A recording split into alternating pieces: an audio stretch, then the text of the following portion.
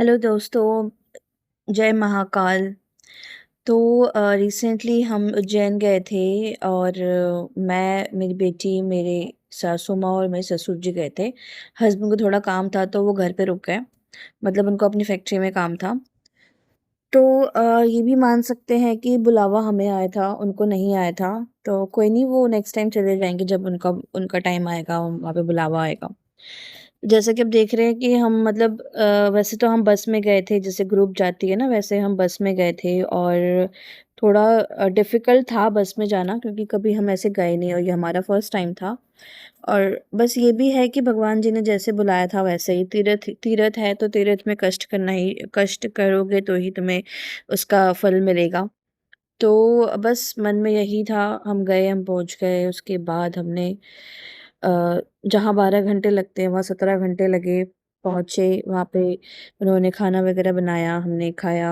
नाश्ता तो क्या बताऊँ, ब्रंच हो गया था कि 2 बजे हम 12 बजे पहुँचे और उनका खाना वगैरह बनते-बनते 2 बज गया। तो पूरी, आलू की सब्ज़ी, रायता वगैरह था।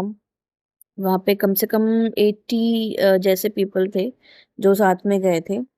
और हम सब ने बैठ के, नीचे बैठ के खाना खाया, जो आज के टाइम पे बहुत ही कम होते होंगे लोग जो ज़मीन पे बैठ के खाते हैं। तो जब हम तीर्थ में जाते हैं और ऐसा कुछ होता है, तो मतलब ये भगवान यही सिखाते हैं कि हमारा वजूद क्या है, हम कहाँ से जुड़े हैं।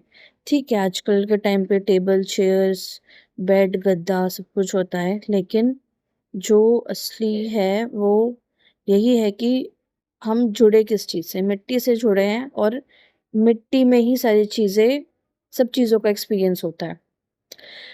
खैर, ये एक्सपीरियंस भी अच्छा था, सबके साथ हम गए, खाए-पिए। फिर बस में देख रहे हैं सारे बहुत एन्जॉय कर रहे थे, भगवान के गाने चल रहे थे, डांस चल रहे थे। ख़ैर हम थोड़ा शाय पीपल है तो हम बस हम दूसरों को देख के मज़े ले रहे थे।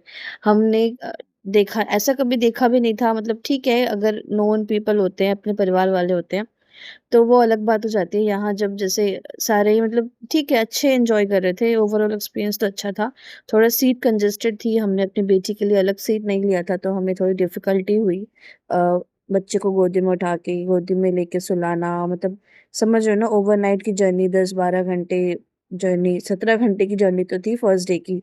और उसी में मतलब ऐसा हो गया था कि कहाँ सोए, और नींद इतनी, चाहे कितना भी पैसे कमा लो, कितना भी कुछ कर लो, शॉपिंग, मतलब जितने भी लग्ज़री लाइफ़स्टाइल तुम जी लो, पर जब तक तुम्हें नींद होती है ना, नींद को तुम कॉम्प्रोमाइज़ नहीं कर सकते। तुम एक टाइम के लिए खाना-पानी तुम कॉम्प्रोमाइज़ कर सकते हैं, लेकिन नींद से हम कॉम्प्रोमाइज़ नहीं कर सकते। जैसे नींद जब आती है ना, तो पता चलता है, जैसे हम घर पे रहते हैं, हम फ़ोन चलाते रहते हैं, सोते नहीं हैं।